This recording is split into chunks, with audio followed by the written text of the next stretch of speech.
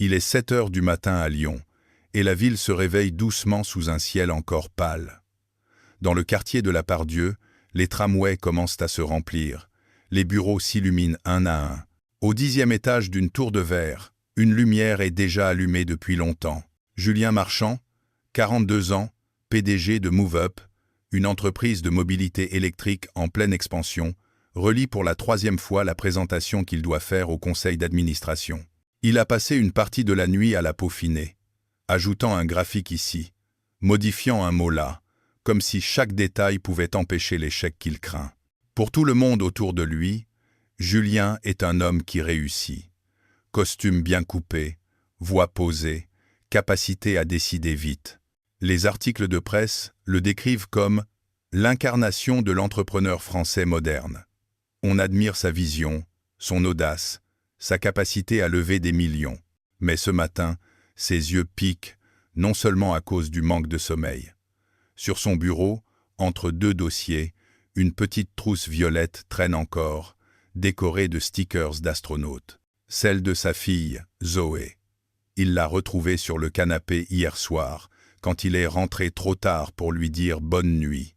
Zoé a 10 ans, des cheveux bouclés qu'elle refuse d'attacher, et un caractère digne d'un ouragan. Elle vit 1 semaine sur 2 chez lui, 1 semaine sur 2 chez sa mère, Claire. Leur divorce a été cordial, selon les avocats. En réalité, il a laissé derrière lui des silences, des phrases jamais vraiment dites, et une petite fille qui a appris trop tôt à vérifier le calendrier pour savoir où elle dormira. Julien se masse la nuque. Il jette un coup d'œil à son téléphone. Un message de Zoé reçu la veille à 19h32. « Papa, tu rentres quand ? On devait regarder le film sur les planètes ce soir. » Il n'a vu le message qu'à 22h, après la réunion avec les investisseurs. Il a répondu « Désolé mon étoile, grosse journée. On fait le film demain, promis. » Promis. Un mot qui se casse trop facilement quand on est PDG, pense-t-il avec amertume. Il range la trousse dans son sac pour la lui rapporter, attrape sa veste et quitte le bureau.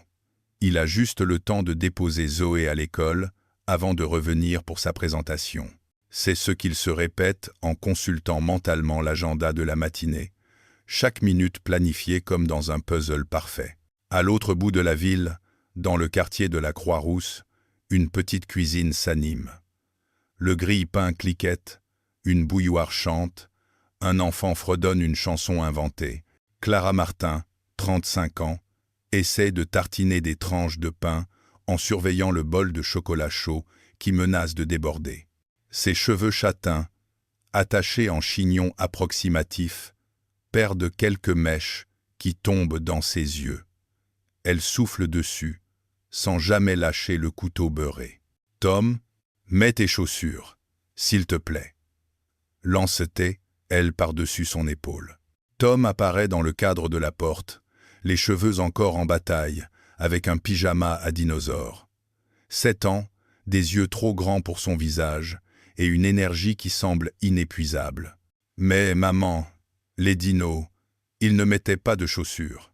Heureusement, tu n'es pas un dino.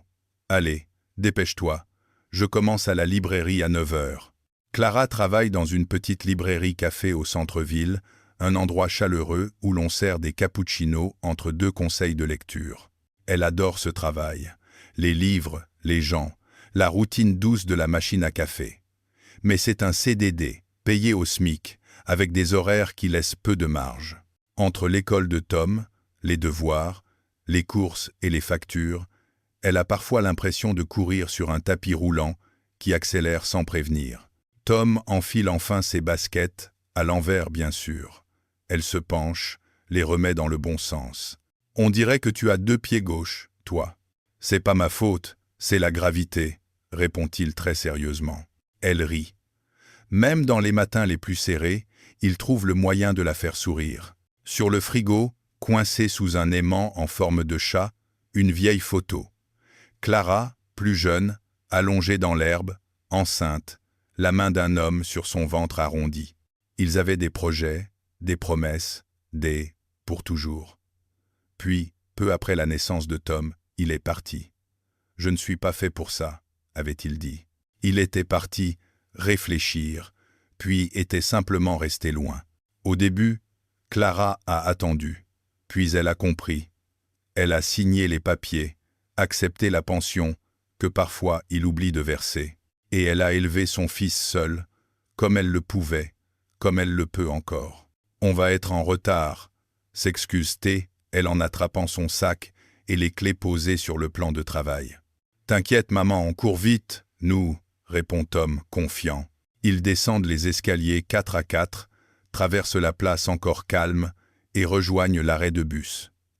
La journée commence, encore une, Clara ne le sait pas encore, mais une suite de petits retards, de coïncidences et de décisions insignifiantes vont, ce jour-là, changer le cours de sa vie.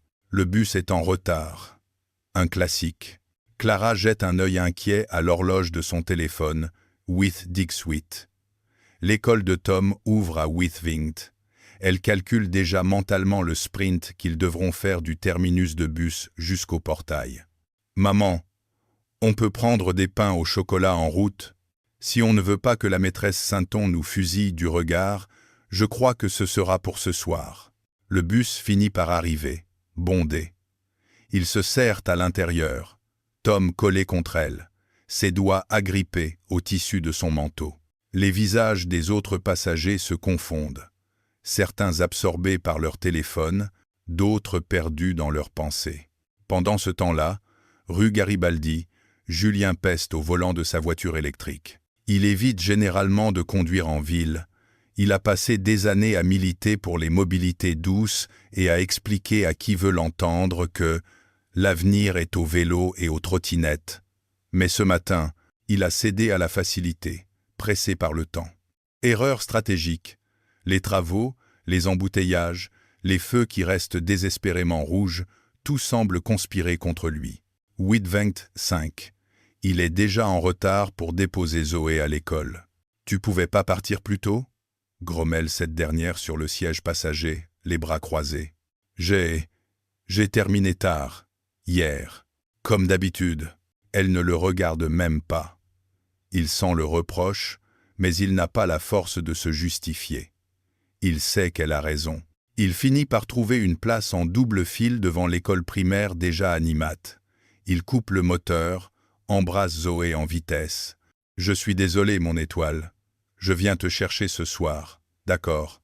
Oui, si tu n'as pas une réunion. » La phrase claque.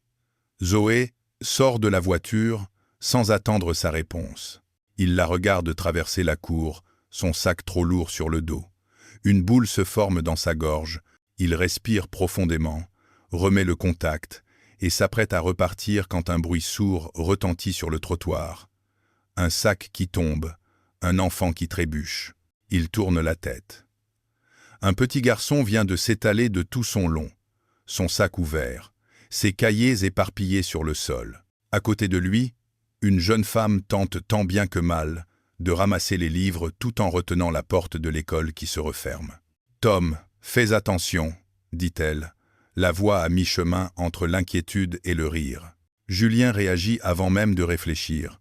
Il sort de la voiture, claque la porte et se penche pour ramasser un cahier qui a roulé sous un banc. « Tenez, » dit-il en tendant le carnet à la jeune femme. « Je crois que c'est à vous. »« Merci, » répond-elle, essoufflée, en repoussant une mèche qui lui tombe sur le front. Il remarque alors ses yeux noisettes, vifs malgré la fatigue, et ses joues rougies par la course. Elle porte un manteau simple, un sac en bandoulière, qui a connu de meilleurs jours, et un sourire qui apparaît malgré le stress. « Je m'appelle Clara, » dit-elle en redressant Tom. Il a du mal à coordonner ses pieds avec son sac, certains matins. « Julien, » répond-il. « Et toi, champion, tout va bien ?» Tom le regarde, intrigué par cet inconnu en costume. « Oui, j'ai de la peau dure, » déclare-t-il fièrement. Clara sourit, un peu embarrassée. « Désolé, on bloque votre voiture. Vous êtes pressé, non ? Comme tout le monde à cette heure-ci, je suppose. » Il jette un coup d'œil à l'horloge de son tableau de bord. Il devrait déjà être sur le chemin du bureau, mais il se surprend à ne pas avoir envie de partir tout de suite. « Tu es dans cette école aussi ?» demande Tom. « Non, C'est ma fille, Zoé, qui y est. En CM2.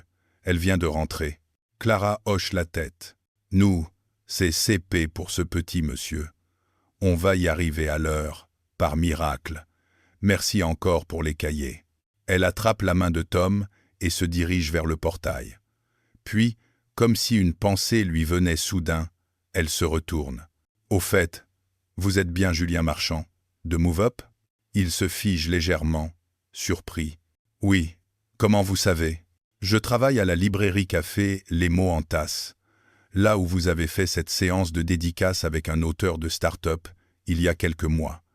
Vous étiez venu parler de votre livre sur l'innovation durable dans les villes européennes, complète-t-il, amusé. Voilà. J'étais surtout venu pour les cookies gratuits, j'avoue. Mais vous aviez dit des choses intéressantes. Elle a dit ça avec naturel, sans flatterie inutile. Juste une constatation. Il se surprend à sourire vraiment. Eh bien, merci d'avoir survécu à mon discours. Et bonne journée, Clara. Vous aussi, Julien. Elle disparaît dans la cour avec Tom, laissant derrière elle un léger parfum de café et de brioche. Julien reste un instant immobile sur le trottoir, un peu décalé de son propre emploi du temps. Le destin, parfois, commence par un sac renversé et des cahiers par terre. Quelques jours plus tard, leurs chemins se croisent à nouveau. Julien, entre deux réunions, décide de passer à la fameuse librairie café pour acheter un livre à Zoé. Quelque chose sur l'astronomie, pour compenser le film raté. Il pousse la porte des mots en tasse. Une clochette teinte, l'odeur du café fraîchement moulu l'enveloppe aussitôt. Des étagères débordent de livres. Des tables sont occupées par des étudiants ou des retraités qui lisent le journal. « Bonjour, je peux vous aider ?» C'est Clara, derrière le comptoir, un tablier noué autour de la taille. Ses yeux pétillent en le reconnaissant. « Le PDG qui ramasse les cahiers », dit-elle avec un sourire. « Et la maman qui court plus vite que le bus », réplique-t-il. Il rit. Le ton est léger, naturel. « Qu'est-ce que je peux faire pour vous ? Je cherche un livre sur l'espace pour ma fille. Elle est fascinée par les planètes et je suis en retard sur mon quota de promesses tenues. » Clara réfléchit un instant, puis l'entraîne vers un rayon. « Combien d'années ? » 10. Alors pas trop enfantin, mais pas encore trop technique. Attendez. Elle parcourt les tranches du doigt, sort un ouvrage illustré avec des photos de galaxies et des textes accessibles. Celui-là est génial. Et il y a même des QR codes pour écouter des podcasts sur les missions spatiales. Julien prend le livre, feuillette quelques pages. Parfait, merci. Il la regarde remettre un volume en place, concentré. Vous avez l'air de bien connaître vos livres, remarque-t-il. Disons que c'est mon super pouvoir, et ça me permet de survivre aux fins de mois, répond-elle avec un demi-sourire. Il entend ce qu'elle ne dit pas. Ce travail, elle en a besoin. Ce n'est pas qu'une passion. Vous travaillez ici depuis longtemps ? 1 an. Avant, j'étais dans une grande chaîne de magasins, mais j'avais l'impression de vendre du vide. Ici, je connais les gens, leurs habitudes. Et Tom peut venir après l'école, s'installer avec un chocolat chaud et ses devoirs. Sa voix se fait douce en parlant de son fils. « Vous l'élevez seul, n'est-ce pas ?» demande Julien prudemment. Elle hoche la tête. Oui. Son père a pris une autre route. Elle esquisse un geste de la main, comme pour chasser un souvenir. Ce n'est pas facile tous les jours, mais on forme une bonne équipe, lui et moi. Julien acquiesce. Zoé et moi aussi. Enfin, j'essaye. Je suis beaucoup absent. Il ne sait pas pourquoi il lui dit ça, à elle. Peut être parce qu'elle a ce regard qui ne juge pas trop vite. L'important, ce n'est pas d'être là tout le temps, répond-elle doucement. C'est d'être vraiment là quand on y est. La phrase le touche plus qu'il ne l'avoue. Il règle le livre, prend aussi un café à emporter. En sortant, il jette un coup d'œil à l'intérieur. Clara sert un cappuccino, rit à une blague d'un habitué. Elle semble à sa place, dans cette petite bulle de chaleur au milieu de la ville. Il ne sait pas encore que son monde et le sien vont bientôt se percuter de manière beaucoup moins douce. Le printemps avance, les platanes de la ville se couvrent de feuilles, les terrasses se remplissent. À l'école, une affiche apparaît près du portail. Semaine de la mobilité durable. Partenariat avec MoveUp. Zoé défait sa ceinture en trombe. « Papa, c'est ton entreprise !» s'exclame-t-elle. Julien lit l'affiche. Il découvre, avec un mélange de surprise et de fierté, le logo de sa boîte à côté du nom de l'école. Il se tourne vers Zoé. « Tu étais au courant ? La maîtresse a dit qu'un grand PDG allait venir parler des vélos électriques et de comment on peut aider la planète. Je ne savais pas que c'était toi. » Elle le regarde, partagée entre l'admiration et l'inquiétude. « Tu vas venir pour de vrai ? Si la maîtresse me le demande, oui, je viendrai. » Cette fois, il sait qu'il tiendra parole. Quelques jours plus tard, il se tient devant une classe de CE2 Semen, en jean et chemise, loin de ses costumes habituels. Des affiches colorées sur les murs, des yeux curieux tournés vers lui. Zoé l'observe depuis sa chaise, l'air fier. « Bonjour, je m'appelle Julien, » commence-t-il. « Je dirige une entreprise qui fabrique des vélos et des scooters électriques pour les villes. Aujourd'hui, je ne suis pas là pour vous vendre quoi que ce soit, je vous rassure. Je suis là pour qu'on réfléchisse ensemble à la manière dont on se déplace. Il évitane, noua, des lévitano. Les mains se lèvent, les questions fusent. « Vous gagnez combien ?» demande un garçon sans détour. « Vous avez combien de voitures ? C'est vrai que les trottinettes, ça pollue aussi ?» Julien répond, improvisant, simplifiant. À sa propre surprise, il se sent bien ici, loin des PowerPoint et des salles vitrées. Il se surprend même à plaisanter, à raconter comment, enfant, il se déplaçait en vélo dans son village. À la fin de la séance, la maîtresse le remercie chaleureusement. C'était très concret, c'est exactement ce qu'il fallait. En sortant de la classe, il tombe nez à nez avec Tom, qui revenait des toilettes, manifestement. Le petit garçon ouvre grand les yeux. « Hé, je te connais, t'es le monsieur des cahiers. Et toi, tu es le champion qui survit à ces chutes. » Tom bombe fièrement le torse. « Tu es PDG en vrai ? Genre, le chef des chefs ? Disons que je suis responsable de beaucoup de choses, oui. Et tu connais ma maman, aussi. Elle dit que tu lis des livres sur l'espace pour ta fille. » Julien sourit. « Ta maman raconte beaucoup de choses, on dirait. » Il ne voit pas la silhouette qui s'approche derrière lui. Et elle est juste là, fait la voix de Clara. Elle porte un sac de livraison avec le logo de la librairie Café. Une réforme scolaire a permis à l'école de passer une commande pour la bibliothèque, et c'est elle qui vient livrer les cartons. « Bonjour », dit-elle à la maîtresse qui les rejoint, puis elle se tourne vers Julien. « Alors, comment s'est passée la carrière de prof d'un jour ? » « Épuisante, mais enrichissante, » répond-il.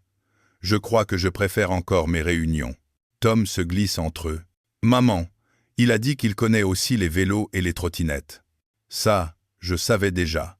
Figure-toi, » répond Clara. « Et il sait aussi choisir de très bons livres, accessoirement. » La maîtresse propose de faire signer un mot de remerciement aux enfants pour MoveUp. Julien accepte, promet même de revenir pour un atelier dessin sur « la ville de demain ». Quand il s'éloigne, Clara le regarde partir, pensant malgré elle. Il a l'air moins lointain que lors de sa conférence, ce jour-là à la librairie, plus humain. Les semaines passent. Les rencontres commencent à se multiplier, de manière presque naturelle. Un soir, alors que Clara ferme la librairie, Julien entre en trombe, Zoé à ses côtés. « Désolé, on arrive juste avant la fermeture, mais ma fille avait besoin absolument d'un livre sur les volcans. »« Absolument », insiste Zoé, avec gravité. Clara les laisse entrer, souriant. Tom est déjà là, assis à une table, en train de faire ses devoirs. « Salut, toi !» lance-t-il à Zoé. « Tu veux un bout de mon cookie ?» Très vite, un rituel s'installe. Certains soirs, après l'école, Zoé rejoint Tom à la librairie. Ils font leurs devoirs ensemble, sous l'œil de Clara, pendant que Julien, quand il le peut, passe en coup de vent, parfois pour un café, parfois juste pour dire bonjour. Une sorte de petite bulle se crée autour de ces fins de journée. Le bruit doux de la machine à café, le froissement des pages, les chuchotements des enfants, la complicité qui s'installe entre les quatre, sans que personne n'ose encore la nommer. Un soir, alors que la pluie tambourine contre les vitres, la librairie est étrangement calme. Les enfants colorient à une table, concentrés. Clara essuie le comptoir. Julien termine un mail sur son ordinateur portable. « Tu sais, » commence Clara, l'air de rien, « Tom n'a jamais vraiment eu de modèle masculin stable dans sa vie. Pas au quotidien, en tout cas. » Elle regarde son fils, qui demande à Zoé comment dessiner un dragon. « Est-ce que ça t'inquiète ?» demande Julien. « Parfois. Je me dis qu'il finira par me reprocher un jour de ne pas avoir choisi un père plus courageux. » Elle sourit, mais ses yeux se voilent un instant. « Tu n'es pas responsable de la lâcheté de quelqu'un d'autre, » répond Julien avec une conviction douce. Elle tourne la tête vers lui. « Et toi, tu n'as pas peur que Zoé t'en veuille de tes absences ?»« Si, c'est même ma plus grande peur. Je me dis souvent que je ne pourrai jamais rattraper le temps perdu. » Il marque une pause. « Mais quand je la vois ici, avec Tom, avec toi, j'ai l'impression de réussir quelque chose, même si ce n'est qu'un soir, par-ci, par-là. » Un silence s'installe, confortable. Clara essuie une tasse. Julien ferme enfin son ordinateur. « Tu sais, » reprend-elle, « les enfants nous montrent souvent ce qu'on ne s'autorise pas à voir. Tom et Zoé, eux, ils ont déjà décidé que vous étiez... » Elle hésite sur le mot. « Une espèce de famille » souffle Julien. Ils se regardent, soudain conscients de ce qui flotte entre eux depuis un moment. « Je ne sais pas ce que ça deviendra, avoue Clara, et j'ai peur de me tromper encore. Mais je dois reconnaître que le destin s'est amusé, hein ?»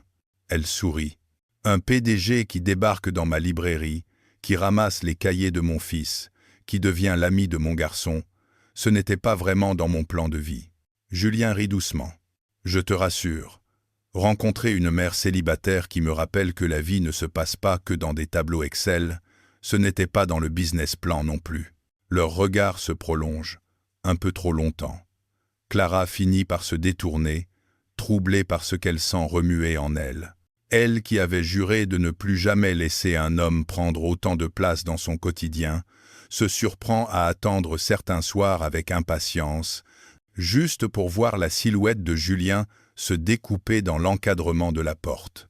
Elle se surprend aussi à écouter différemment les rires de Tom, quand Julien lui explique comment fonctionne une batterie de vélo, ou à observer la tendresse de Julien quand il repousse une mèche de cheveux de Zoé derrière son oreille. Quelque chose de fragile, de nouveau, s'installe. Ni vraiment une amitié, ni encore une histoire d'amour. Peut être juste ce moment suspendu où l'on comprend que le destin a posé des pièces sur la table et que c'est à nous de décider quoi en faire. La vie ne laisse rarement longtemps les choses tranquilles, surtout quand elles commencent à ressembler à un équilibre. Un lundi matin, Clara arrive à la librairie avec un croissant à la main, prête pour une nouvelle semaine. La patronne, Madame Lenoir, l'attend derrière le comptoir, l'air plus tendu que d'habitude. « Clara, il faut qu'on parle, » dit-elle sans préambule. Le ton la met immédiatement sur ses gardes. « Il s'est passé quelque chose ? J'ai reçu un mail de la société qui gère le bail de la boutique. Le propriétaire de l'immeuble a changé, et les nouveaux propriétaires veulent augmenter le loyer de 40%. » Clara reste un instant figée. « 40%? Mais c'est impossible. Pour nous, oui. Avec nos marges, on ne pourra pas suivre. » Madame Lenoir sort un courrier imprimé.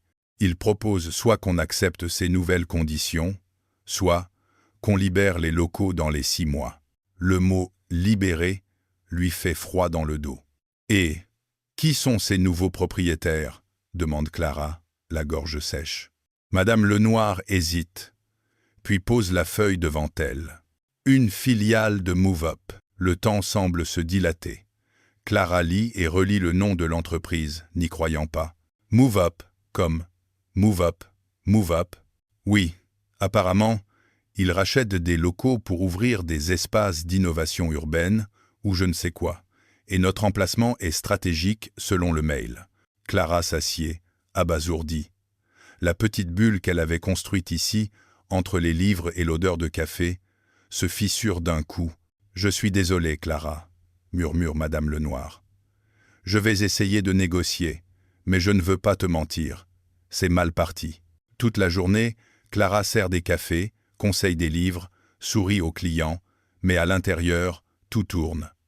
Move Up, l'entreprise de Julien, l'homme qui passe certains soirs pour un café, qui s'assoit à la table de Tom, qui parle d'écologie et d'avenir. Elle ne sait pas s'il est au courant, s'il est derrière cette décision. Une partie d'elle veut croire que non. Une autre se rappelle qu'il est PDG, responsable de ses fameuses stratégies. Le soir, il passe justement. Dès qu'elle le voit entrer, son cœur s'emballe, cette fois pour une autre raison. « Salut », dit-il, comme toujours, en enlevant son manteau. « Je suis passé prendre Zoé. Elle m'a dit qu'elle avait presque fini ses exercices ici. Tu vas bien ?» Elle serre le torchon entre ses doigts. Move Up a racheté l'immeuble. L'a acheté elle sans préambule. Julien cligne des yeux. Quel immeuble? Celui-ci. La librairie. Le café. Tout. Et on vient de nous annoncer une augmentation de loyer impossible à suivre. On va devoir fermer. Les mots sont plus durs qu'elle ne l'aurait voulu. Mais la peur, la fatigue, l'angoisse parlent à sa place. Julien reste un moment silencieux, surpris. Je n'étais pas au courant. Tu es PDG, Julien. C'est ton entreprise. Tu vas me dire que tu ne sais pas que vous mettez dehors une petite librairie de quartier. Sa voix tremble, entre colère et désillusion. Tom et Zoé, plus loin, lèvent la tête, sentant la tension. Julien inspire, tente de garder son calme. Move Up a plusieurs filiales, plusieurs départements. Je ne peux pas tout surveiller en détail, c'est vrai. Mais je ne savais pas pour ce bail, je te le jure. Clara rit, sans joie. C'est pratique ça. On signe des papiers qui changent la vie des gens, mais on ne sait pas trop lesquels, tant que les chiffres sont bons, n'est-ce pas? Cette fois, c'est lui qui se crispe. Ces vieilles défenses de PDG attaquées se réveillent. Tu crois vraiment que c'est aussi simple? Je crois que je vais perdre mon travail, l'endroit où mon fils fait ses devoirs, le seul endroit où je me suis senti un peu à ma place depuis longtemps. Tout ça parce qu'une entreprise, la tienne, veut faire un truc stratégique. Oui, je trouve ça assez simple. Il la regarde, blessé. Clara, je ne suis pas ton ex. Je ne suis pas non plus un propriétaire anonyme qui se moque de ce qu'il détruit. Je vais me renseigner, parler au service immobilier, voir ce qu'on peut faire. Mais pour ça, il faut que tu me laisses une chance. Elle secoue la tête, les larmes aux yeux. Tu comprends maintenant pourquoi je n'ai plus confiance en les hommes qui promettent de voir ce qu'ils peuvent faire. Tu as été la seule chose stable pour Tom ces derniers mois. Et maintenant, je découvre que ta réussite menace notre toit, enfin, notre refuge. Les enfants se rapprochent, inquiets. « Maman ?» murmure Tom. Clara essuie rapidement ses yeux. « Ce n'est rien, mon cœur. On en parle. » Sa voix se brise. Julien sent que chaque mot qu'il prononcera maintenant peut soit apaiser, soit rompre quelque chose de fragile entre eux. « Laisse-moi régler ça, » dit-il, presque suppliant. « C'est précisément ce que je ne peux plus faire, » répond-elle doucement. « Laisser un homme régler ma vie. » Sa phrase tombe comme un couperet. Il reste là, quelques secondes, figé. Puis il prend sa décision. « D'accord, si tu ne veux pas de mon aide, je vais te laisser. » Il s'approche de Zoé. « On y va, mon étoile. » La petite fille le suit, confuse. Tom regarde sa mère, puis Julien, puis Zoé. Une sensation de fissure lui serre le ventre, comme si quelque chose qu'il croyait solide se déchirait soudain. La clochette tinte quand la porte se referme derrière eux. Le café, d'habitude si chaleureux le soir, semble soudain plus froid. Les jours suivants sont lourds. Julien se plonge dans le travail, comme il le fait chaque fois qu'il a mal. Il demande des comptes au service immobilier. découvre effectivement que la filiale de MoveUp a racheté plusieurs immeubles dans le secteur, dont celui de la librairie. C'est un emplacement clé pour un futur showroom, lui explique le directeur du développement. On peut y installer un espace d'essai pour nos vélos, faire des événements, des conférences. Et la librairie ? Demande Julien, d'un ton étrangement calme.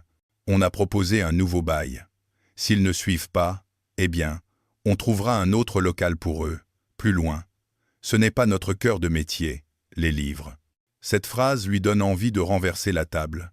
Vous vous rendez compte que derrière la librairie, il y a des gens, une équipe, une mère célibataire, un gamin qui fait ses devoirs. Le directeur le regarde, surpris. Avec tout le respect que je vous dois, Julien, on ne peut pas gérer une entreprise de cette taille en fonction des histoires individuelles. Julien se lève. Peut être. Mais on peut au moins essayer de ne pas les écraser en passant. Ce soir-là, il rentre chez lui avec une migraine. Zoé, qui a remarqué son silence, finit par exploser. « C'est encore à cause de ton travail, hein ? C'est toujours à cause de ton travail. » Il la regarde, démuni. « Zoé, tu sais que je fais tout ça aussi pour toi. Moi, je veux pas des vélos. Je veux que tu arrêtes de faire pleurer Clara. Tom m'a dit qu'elle arrête pas de parler de toi et de MoveUp. Il est triste lui aussi. » Un poids de plus s'abat sur ses épaules. Il se rend compte que la crise avec Clara ne touche pas que lui. Ils ont créé quelque chose à quatre, et cette chose est en train de se briser. Pendant ce temps, Clara essaie de faire bonne figure à la librairie. Les clients habituels remarquent son air préoccupé. Tom, lui, garde un silence inhabituel quand on parle de Zoé ou de Julien. Un soir, alors qu'ils rentrent chez eux, Tom lâche enfin ce qu'il garde. « Maman, c'est à cause de moi ? De quoi mon cœur ? Que Julien vient plus. Que Zoé, elle est fâchée. Je croyais qu'on était une équipe. » Clara s'arrête au milieu du trottoir. Le réverbère au-dessus d'eux éclaire le visage sérieux de son fils. « Non, Tom, ce n'est pas de ta faute. C'est compliqué entre les adultes. Encore ce mot, compliqué. Vous dites tout ça quand vous ne voulez pas dire la vérité. » Sa remarque la frappe comme un miroir. Elle s'accroupit à sa hauteur. « La vérité, c'est que j'ai eu peur. Peur de dépendre encore d'un homme. Peur qu'il parte, qu'il change d'avis, qu'il décide pour nous. Alors, dès que j'ai vu que son entreprise pouvait nous faire du mal, j'ai tout rejeté. » Tom fronce les sourcils. « Mais Julien, il nous a jamais fait du mal, à nous. Il ne m'a jamais crié dessus, jamais dit que j'étais nul. Il m'a appris des trucs, il a bu du chocolat chaud avec moi. » Les larmes montent aux yeux de Clara. « Tu l'aimes bien, hein ?» demande-t-elle. « Oui, et toi aussi tu l'aimes bien, je le vois. Les enfants, encore une fois, voient ce qu'on essaye de cacher. » Clara comprend qu'elle est à un carrefour.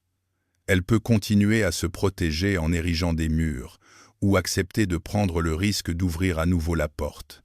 Elle ne sait pas ce que Julien fera, ni ce que MoveUp décidera, mais une chose est sûre. Elle ne veut pas apprendre à son fils que la peur décide de tout. Le destin les a réunis une première fois, presque par hasard. La suite, c'est à eux de la choisir. Une semaine plus tard, un samedi matin, la librairie est étrangement vide. Madame Lenoir a pris la matinée pour un rendez-vous avec un conseiller bancaire. Clara, elle, range les rayons, l'esprit ailleurs. La clochette tinte. Elle relève la tête, prête à accueillir un client. C'est Julien. Il porte un jean, un pull simple, pas de costume, pas de mallette. Son visage est sérieux, mais ses yeux ont perdu la dureté de la dernière fois. Tom, qui lisait dans un coin, lève la tête, aussitôt debout. Julien, avant que Clara n'ait le temps de réagir, son fils court vers lui. Julien s'accroupit pour le serrer dans ses bras, instinctivement. « Salut, champion !» Le contact la frappe au cœur. Elle n'a pas le droit de lui voler ses liens, murmure une petite voix en elle. Julien se relève, se tourne vers elle. « Je voulais te parler, » dit-il calmement. Elle inspire profondément. « Tom, mon cœur, tu peux aller choisir un livre, s'il te plaît. On a besoin de discuter, Julien et moi. » Tom hésite, puis s'éloigne, traînant les pieds mais respectant la demande. Il reste à portée d'oreille, au cas où. Julien s'avance. « J'ai fait ce que j'ai pu », commence-t-il. « J'ai parlé au service immobilier, au conseil. J'ai fait un peu plus que ce que le PDG raisonnable aurait dû faire, sans doute. » Il sort une feuille de son sac. Ils ont accepté de renoncer à l'augmentation de loyer. On va même proposer un contrat sur 5 ans, stable. Move Up couvrira une partie des travaux de rénovation dont vous aviez besoin. En échange, la librairie restera ce qu'elle est. Mais on pourra organiser quelques événements ici, sur la mobilité, sur l'écologie, à votre rythme. Si Madame Lenoir est d'accord. Clara cligne des yeux, ne comprenant pas tout de suite. « Tu as fait ça ? » ?»« Oui, et pas parce que tu es toi. » »« Enfin, si, aussi, un peu. Mais surtout parce que j'ai réalisé que notre entreprise parle d'avenir, de villes humaines, et qu'on ne peut pas prétendre à ça en écrasant les lieux qui créent du lien. » Il la regarde droit dans les yeux. « On a fait une erreur. Moi, le premier.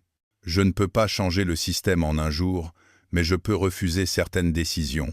J'ai ce pouvoir-là. Je ne veux plus faire comme si je ne l'avais pas. » Les mots résonnent. Clara le voit, soudain, non comme le PDG lointain dont on parle dans les journaux, mais comme un homme qui, lui aussi, apprend à faire différemment. « Je ne veux pas que tu me voies comme un sauveur, » ajoute-t-il. « Tu t'en serais sorti sans moi, je n'en doute pas. Mais je voulais utiliser ce que j'ai, mon poste, mon influence, pour réparer ce que mon entreprise risquait d'abîmer. C'est la moindre des choses. » Clara sent sa gorge se nouer. « Pourquoi tu fais tout ça, Julien ?» murmure-t-elle.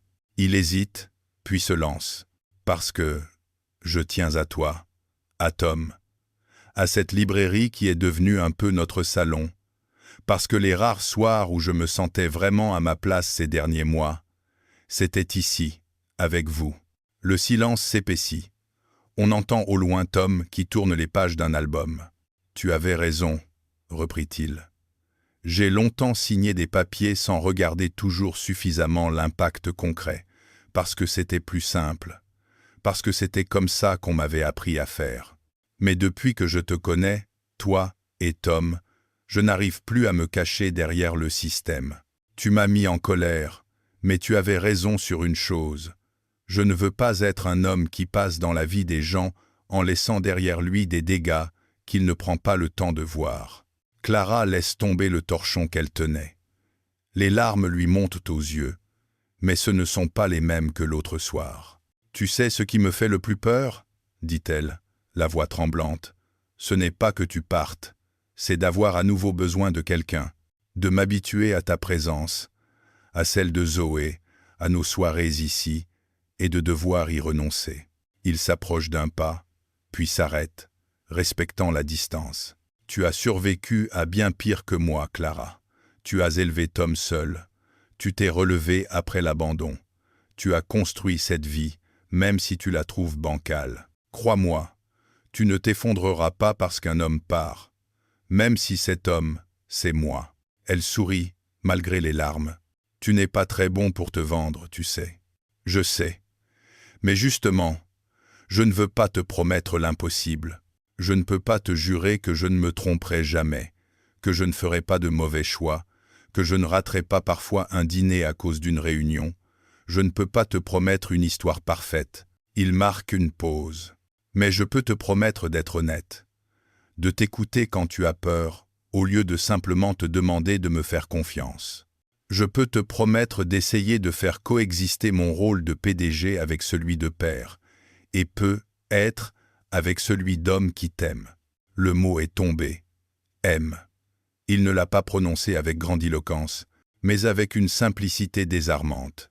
Clara reste un moment silencieuse. Elle repense à toutes les nuits où elle a juré de ne plus jamais laisser l'amour entrer dans sa vie. À toutes les fois où elle a regardé Tom dormir, en se disant que ça suffirait, qu'ils seraient juste tous les deux.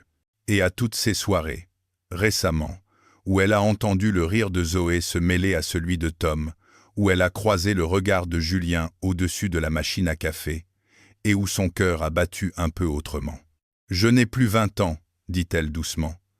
Je ne crois plus aux histoires où quelqu'un arrive et efface toutes les blessures. Moi non plus, répond-il. Elle fait un pas vers lui. Mais je crois que parfois, quelqu'un arrive et reste, même quand c'est compliqué, même quand on a peur. Je ne sais pas si ce sera pour toujours, je ne sais pas ce que l'avenir nous réserve. Mais je sais que, là, maintenant, j'ai envie d'essayer. Avec toi, pas parce que tu es PDG, pas parce que tu peux sauver ma librairie, parce que tu es Julien, et que quand tu es là, mon fils rit autrement, et moi aussi. Ses yeux brillent. Il attend encore, comme s'il avait besoin d'une autorisation supplémentaire. « Alors on fait comment ?» demande-t-il, presque enfantin. Elle rit, essuyant ses joues. « On commence par un café, sans crise, sans loyer, sans réunion. Juste toi et moi. » Elle prépare 2 tasses, ses gestes retrouvant un peu de légèreté. Tom revient vers eux, un livre à la main. « Vous avez arrêté de vous crier dessus ?» demande-t-il. « On n'a jamais vraiment crié, » corrige Clara. « Mais oui, on a parlé. » Julien regarde le livre que Tom tient. « C'est quoi ? » « Un livre sur les bateaux. Comme ça, si un jour on part en vacances tous ensemble, je saurai comment on ne coule pas. » Clara et Julien se regardent, un peu interloqués. « Tous ensemble ?» répète Julien. « Oui. Toi, maman. Moi. Zoé. Vous croyez que je n'avais pas compris ou quoi ?» Clara lui ébouriffe les cheveux. « Les enfants voient tout, » murmure-t-elle à Julien. Les mois suivants ne sont pas un long fleuve tranquille. Move Up continue de grandir, avec son lot de décisions difficiles. La librairie connaît des périodes creuses, des temps de doute. Julien rate encore quelques sorties d'école. Clara s'énerve parfois contre ses horaires absurdes. Ils se disputent, parfois fort. Ils apprennent à dire « je » au lieu de « tu », à parler de leur peur sans accuser l'autre. Zoé accepte Clara avec prudence au début, jalouse de la place qu'elle semble prendre. Puis, un jour, après une sortie au parc où Clara lui a appris à faire des crêpes, elle lâche. « Tu sais, tu pourrais être une belle-mère pas trop nulle. » C'est, pour elle, un compliment immense. Tom, lui, continue de poser des questions très directes. « Vous êtes ensemble ou pas ?» Zoom. Ils zoom. Est-ce que je dois dire à mes copains que j'ai un quasi-beau-père PDG? Ça fait stylé. Julien lui répond en riant qu'il préfère qu'ils disent juste « Julien ». Les 2 enfants, chacun à leur manière, apprennent aussi à composer avec cette nouvelle configuration. Leur existence n'est plus faite de cases bien délimitées, mais d'un puzzle où les pièces se mettent en place petit à petit. Un soir d'hiver, alors que la ville est couverte d'une fine pluie, ils se retrouvent tous les 4 à la librairie. Les lumières sont tamisées, des guirlandes de Noël clignotent doucement. « On pourrait faire une soirée jeu de société », propose Clara. « J'ai emprunté un Monopoly des transports. »« Je refuse d'être la caricature du PDG qui gagne à chaque fois », proteste Julien. « Ne t'inquiète pas, c'est moi qui vais gagner », déclare Zoé. Tom s'installe, impatient. Julien et Clara s'assoient côte à côte. À un moment, naturellement, sans même y penser, leurs mains se cherchent sous la table et se trouvent. Clara se rend compte, en entendant les rires de Tom et de Zoé, en sentant la chaleur de la main de Julien dans la sienne, que quelque chose en elle s'est déplacé. La peur est toujours là, mais elle ne dirige plus tout. À côté d'elle, il y a cette certitude douce. Ils n'ont pas choisi de se rencontrer, mais ils choisissent chaque jour de rester. Julien, lui, regarde cette scène comme on regarde un paysage qu'on n'a jamais osé espérer. Il n'est plus seulement le PDG qu'on applaudit dans des conférences. Il est un homme assis dans une petite librairie de quartier, à Lyon, en train de tricher discrètement pour laisser un enfant gagner au Monopoly. Peu. Être que le destin les a réunis. Oui, un sac qui tombe, une conférence, un rachat d'immeuble. Mais tout le reste, les excuses, les conversations difficiles, les engagements, les choix quotidiens, ce n'est plus l'œuvre du hasard.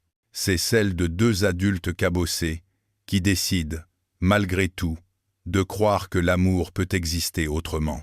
De croire qu'on peut être PDG et encore apprendre, qu'on peut avoir élevé son enfant seul et pourtant laisser quelqu'un entrer. De croire qu'une librairie café peut devenir le cœur d'une famille en construction. Ce n'est pas parfait, ce n'est pas un conte de fées. C'est mieux. C'est une histoire qu'ils écrivent ensemble, en avançant, en reculant parfois, mais toujours en revenant l'un vers l'autre. Et quelque part, entre deux piles de livres et une machine à café, on pourrait presque entendre le destin sourire.